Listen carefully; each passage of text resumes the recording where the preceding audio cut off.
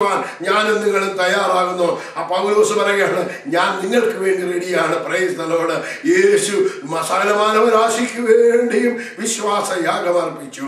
സ്തോത്രം. ഞാനും നിങ്ങളും തയ്യാറാണോ? ഫിലിപ്പിലെ 2-ാം അധ്യായം അത് 1 മുതൽ വായിക്കണം. 1 മുതൽ വായിക്കുമ്പോൾ നമുക്ക് മനസ്സിലാകുവാൻ സാധിക്കും. ഈ ക്രിസ്തുവിൽ വല്ല പ്രബോധനവും ഉണ്ടെങ്കിൽ, സ്നേഹത്തിന്റെ വല്ല ആശ്വാസവും ഉണ്ടെങ്കിൽ, ആത്മാവിന്റെ വല്ല കൂട്ടായ്മയും ഉണ്ടെങ്കിൽ, വല്ല ആർദ്രതയും മനസ്സലിവും ഉണ്ടെങ്കിൽ എന്താണ് യാഗമർപ്പിക്കുവാൻ നമ്മൾ തയ്യാറാകുന്നത്? സ്തോത്രം. മറ്റുള്ളവരോട് പക, പിണക്കം. സ്തോത്രം. നമ്മുടെ ജീവിതത്തിൽ എന്ത് യാഗമർപ്പിക്കുവാൻ സാധിക്കും? നമുക്ക് എന്ത് സാക്രിഫൈസ് ചെയ്യാൻ സാധിക്കും ഈ വിശ്വാസ ജീവിതം മുന്നോട്ട് കൊണ്ടുപോകുവാൻ? എന്തെങ്കിലും നമ്മൾ അയഞ്ഞു കൊടുക്കുമോ? ഏതെങ്കിലും ഒരു കാര്യം നമുക്ക് അയഞ്ഞു കൊടുക്കുവാൻ നമുക്ക് മനസ്സുണ്ടോ? ദൈവസന്നിധി നാം നമ്മെ തന്നെ പരിശോധിക്കണം. പൗലോസ് പറയാണ്, നിങ്ങൾക്ക് വേണ്ടി ഞാൻ എൻ്റെ രക്തം പോലും യാഗമായി അർപ്പിക്കുവാൻ റെഡിയാണ്. വിശ്വാസ യാഗമർപ്പിക്കുവാൻ. സ്തോത്രം. അബ്രഹാം തൻ്റെ മകനെ അർപ്പിക്കുവാൻ തയ്യാറാണ്. ഏകജാതൻ 100-ാമത്തെ വയസ്സിൽ ജനിച്ചവൻ. സ്തോത്രം. ദൈവത്തിൽ നിന്ന് പ്രാപിച്ചവൻ. നമ്മൾ എന്ത് യാഗമർപ്പിക്കുക? ഇവിടെ വായിക്കുന്നു. സ്തോത്രം. നിങ്ങളത് വായിച്ചു നോക്കണം. വല്ല സ്തോത്രം ഇവിടെ വായിക്കുന്ന സ്നേഹത്തിന്റെ വല്ല ആശ്വാസവും ഉണ്ടെങ്കിൽ, ആത്മാവിന്റെ വല്ല കൂട്ടായ്മയും ഉണ്ടെങ്കിൽ, വല്ല ആർദ്രതയും മനസ്സലവും ഉണ്ടെങ്കിൽ എന്ത് ചെയ്യണം? നിങ്ങൾ ഏക മനസ്സുള്ളവരായി, ഏക സ്നേഹം കൊണ്ട്, ഐക്യമതപ്പെട്ട്, ഏകഭാവമുള്ളവരായി ഇങ്ങനെ എന്റെ സന്തോഷം പൂർണ്ണമാക്കുവിൻ. ശാഠ്യത്താലോ ദുരഭിമാനത്താലോ ഒന്നും ചെയ്യാതെ താഴ്മയോടെ ഓരോരുത്തരും മറ്റുള്ളവനെ തന്നേക്കാൾ ശ്രേഷ്ഠനെന്ന് എണ്ണുവീൻ. ഓരോരുത്തർ സ്വന്തം ഗുണമല്ല മറ്റുള്ളവരുടെ ഗുണം നോക്കണം. എന്നിട്ട് പറയുകയാണ്, നമ്മൾ ഈ വാക്യം, താഴത്തെ വാക്യം നമ്മൾ എപ്പോഴും പറയാറുണ്ട്. സ്തോത്രം. എല്ലാ നാമത്തിലും മുടങ്ങാൽ മുടക്കുന്ന നാമം എന്ന് പറയാറുണ്ട്. സ്തോത്രം. എന്തിനെ കുറിച്ച് പറഞ്ഞിട്ടാണ് പറയുന്നത്? നാം പരിശോധിക്കണം. വിശ്വാസം എന്ന യാഗം യേശു സ്വന്തം അവിടെ വായിക്കുന്നത്, നമ്മൾ ഇനി വായിക്കുന്നത് നമുക്ക് മനസ്സിലാകും. 5-ാമത്തെ വാക്യം, ക്രിസ്തയേശുവിലുള്ള ഭാവം തന്നെ നിങ്ങളിലും ഉണ്ടായിരിക്കട്ടെ. അവൻ ദൈവസ്വരൂപത്തിലിരിക്കെ ദൈവത്തോട് സമത്വം മുറുകെ പിടിച്ചുകൊള്ളണമെന്ന് വിചാരിക്കാതെ ദാസരൂപമെടുത്ത മനുഷ്യദാദൃശ്യത്തിലായി തന്നെത്താൻ ഒഴിച്ച വേഷത്തിൽ മനുഷ്യനായി വിളങ്ങി തന്നെത്താൻ താഴ്ത്തി മരണത്തോളം, ക്രൂശിലെ മരണത്തോളം തന്നെ അനുസരണമുള്ളവനായി തീർന്നു. അതുകൊണ്ട് ദൈവവും അവനെ ഏറ്റവും ഉയർത്തി സകല നാമത്തിലും മേലായ നാമം നൽകി. ഇങ്ങനെ ക്രിസ്തുയേശുവിന്റെ നാമത്തിൽ സ്വർലോകരുടെയും ഭൂലോകരുടെയും അധോലോകരുടെയും മുഴങ്കാലൊക്കെയും മടങ്ങുകയും എല്ലാ നാവും യേശു ക്രിസ്തു കർത്താവ് എന്ന പിതാവായ ദൈവത്തിന്റെ മഹത്വത്തിനായി ഏറ്റുപറയുകയും ചെയ്യേണ്ടി വരും. ആ വാക്യം നമ്മൾ എടുക്കാറുണ്ട്, സംസാരിക്കാറുണ്ട്, പ്രസംഗിക്കാറുണ്ട്. എന്തിനെ കുറിച്ചാണ് പറഞ്ഞിരിക്കുന്നത്? വിശ്വാസം എന്ന യാഗമർപ്പിക്കുന്നതിനെ കുറിച്ച്. നാം ഏത് വിധത്തിലാണ് വിശ്വാസയാഗമർപ്പിക്കുന്നത്? നമുക്ക് എന്ത് അർപ്പിക്കുവാൻ സാധിക്കും?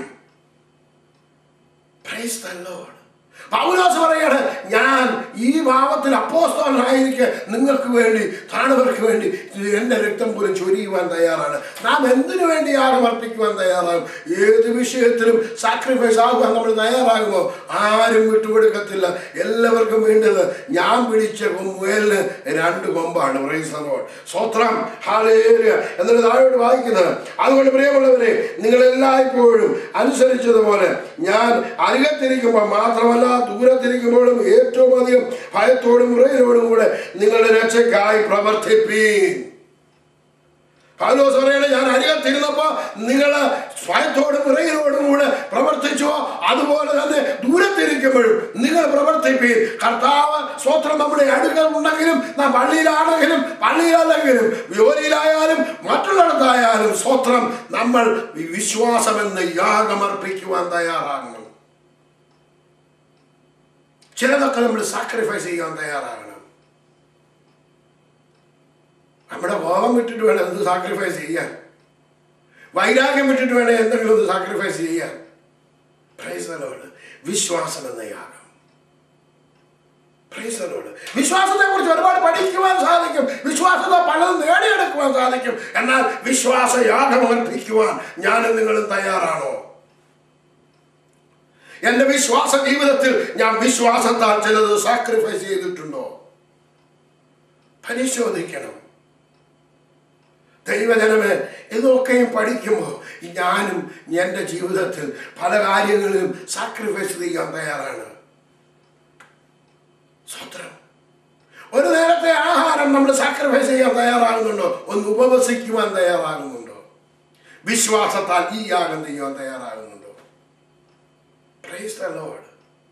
വിശ്വാസത്താൽ ചിലരെ സഹായിക്കുവാൻ, യാഗമർപ്പിക്കുവാൻ തയ്യാറാകുന്നുണ്ടോ?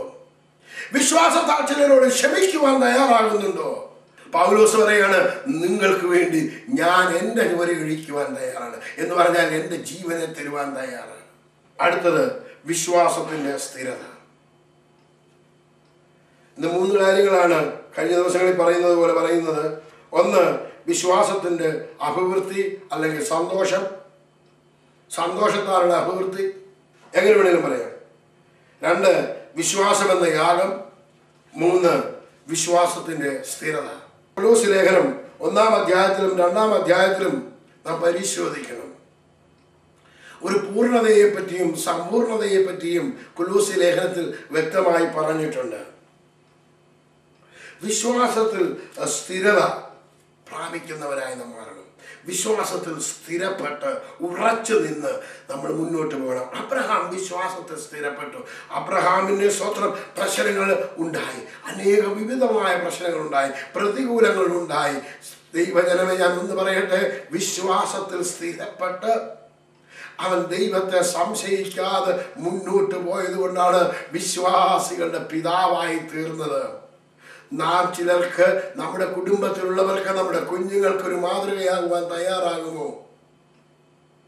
ദൈവജനമേ, സ്തോത്രം. നാം ചിലർക്ക് വേണ്ടി ഒന്ന് മാതൃകയാകാൻ തയ്യാറാകുമോ? എൻ്റെ കുടുംബത്തിലുള്ള ഇവർക്ക് വേണ്ടി എങ്കിലും ഒന്ന് മാതൃകയാകാൻ, നമുക്ക് വേണ്ടി തന്നെ ഒന്ന് മാതൃകയാകാൻ സാധിക്കുമോ? വിശ്വാസത്തിൽ സ്ഥിരപ്പെടുവാൻ അസാധിക്കുമോ? നമുക്ക് തന്നെ ഒന്ന് പരിശോധിക്കാം. 2-ാം അധ്യായത്തിൻ്റെ 5-ാമത്തെ വാക്യം ഇങ്ങനെയാണ് വായിക്കുന്നത്. ഞാൻ ശരീരം കൊണ്ടും ദൂരസ്ഥരെങ്കിലും ആത്മാവ് കൊണ്ട് നിങ്ങളുടെ കൂടെയുള്ളവനായി നിങ്ങളുടെ ക്രമവും ക്രിസ്തുവിൽ നിങ്ങൾക്കുള്ള വിശ്വാസത്തിൻ്റെ സ്ഥിരതയും കണ്ട് സന്തോഷിക്കുന്നു. ക്രമം ഉള്ളവന് സ്ഥിരതയുണ്ട്. നാം ഏത് വിഷയത്തിലും ക്രിസ്തുവിനുള്ള വിശ്വാസം, യേശുവിനുള്ള വിശ്വാസം, അതിനകത്ത് സ്ഥിരതയുണ്ടോ? അതോ പതറിപ്പോകുന്നവരാണോ? ദൈവത്തിന് സന്തോഷിക്കുവാൻ വകയുണ്ടോ?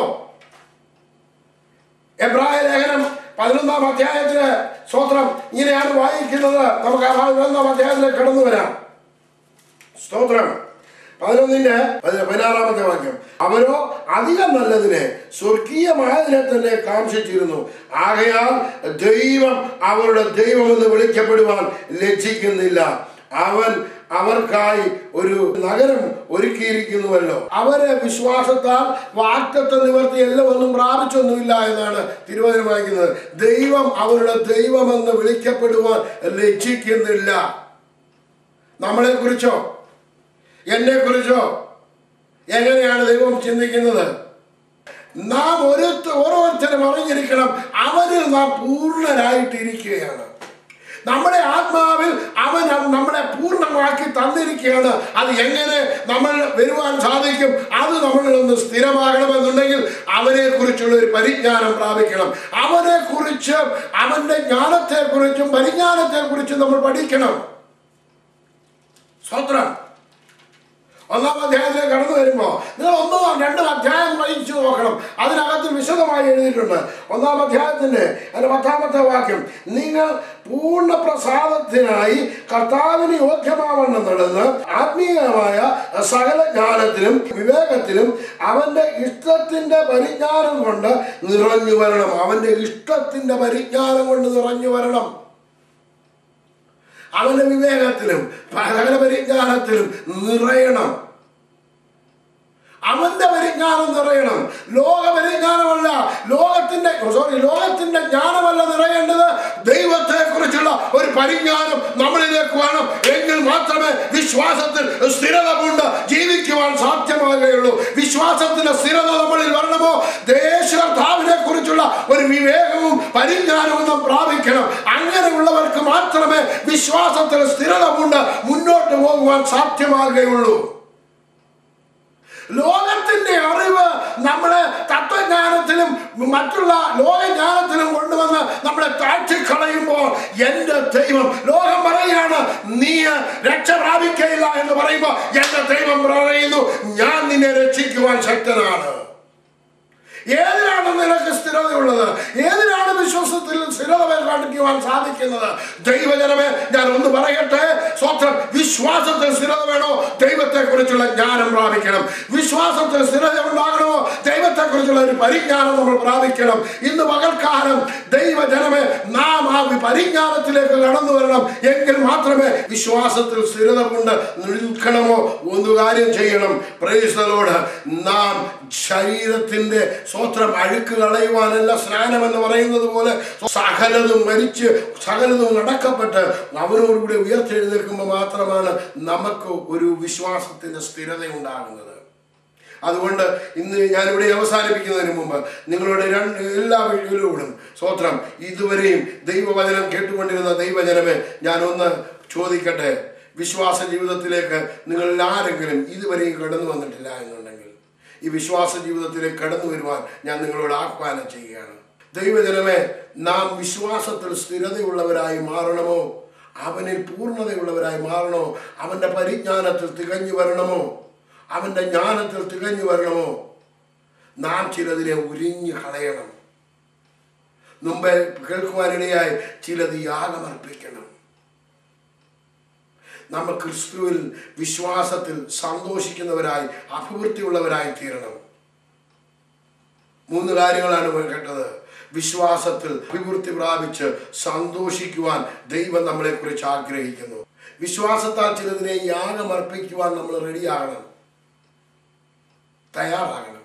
3ാമത് കേട്ടു, വിശ്വാസത്തിൽ സ്ഥിരതയുള്ളവരായി തീരണം. നേരം തിരുവചനം ശ്രമിച്ചു കൊണ്ടിരുന്ന ദൈവമക്കളോട് ഞാൻ ദൈവാത്മാവിൽ ചോദിക്കട്ടെ, ഞാൻ ഈ വിശ്വാസ ജീവിതത്തിൽ വന്ന് എന്നെ ഇത്രത്തോളം ഉയർത്തിയ ദൈവം നിങ്ങളെ ഉയർത്തുവാൻ ശക്തനാണ്. എൻ്റെ ജീവിതത്തിൽ കർത്താവിനെ രക്ഷിതാവുമായി സ്വീകരിക്കുവാൻ ദൈവം എനിക്ക് ഭാഗ്യം തന്നു. അത് ഉന്നത പദവിയായി ഞാൻ കരുതുന്നു. നിങ്ങളിൽ ആരെങ്കിലും ഇത് കേട്ടിട്ട് ഈ വിശ്വാസ ജീവിതത്തിലേക്ക് വന്നിട്ടില്ല എങ്കിൽ ഇതിലേക്ക് ഞാൻ നിങ്ങളെ ക്ഷണിക്കുന്നു. എന്നോടൊപ്പം കരങ്ങളെ ഉയർത്തി കണ്ണുകളെ അടച്ച് നമുക്ക് ദൈവത്തോട് ഒരുമിച്ച് പ്രാർത്ഥിക്കാം. എന്നോടൊപ്പം ചേർന്ന് പ്രാർത്ഥിച്ചാട്ട്.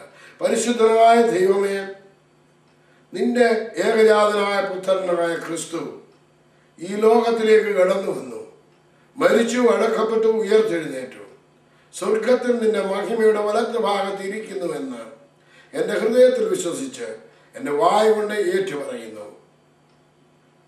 ഹൃദയം കൊണ്ട് വിശ്വസിക്കുകയും വായ് കൊണ്ട് ഏറ്റുപറയുകയും ചെയ്താൽ നീ രക്ഷിക്കപ്പെടും എന്ന് തിരുവചനത്തിൽ എഴുതിയിരിക്കുന്നു. നീ എൻ്റെ രക്ഷയ്ക്കായി എൻ്റെ ഹൃദയത്തിൽ വന്ന് എന്നെ വഴി നടത്തുമാറാകണം. എൻ്റെ കർത്താവും എൻ്റെ രക്ഷിതാവുമായി എൻ്റെ കൂടെ ഇരിക്കുമാറാകണം. യേശു ക്രിസ്തുവിൻ നാമത്തിൽ തന്നെ. അങ്ങനെ പ്രാർത്ഥിച്ചാൽ നിങ്ങൾക്കായി ഞാൻ ദൈവത്തെ മഹത്വപ്പെടുത്തുന്നു. ഇതുവരെയും സ്നാനപ്പെട്ടിട്ടില്ലാത്തവരാരെങ്കിലും ഉണ്ടെങ്കിൽ നിങ്ങൾ ദൈവദാസന്മാരുടെ അടുക്കൽ ചെന്ന് തിരുവചനത്തിൻ്റെ മർമ്മങ്ങളെ ഗ്രഹിച്ച് സ്നാനപ്പെട്ട് ദൈവസഭയോട് ചേർന്ന് ആരാധിക്കുക. ദൈവം നിങ്ങളെ ധാരാളമായി അനുഗ്രഹിക്കട്ടെ.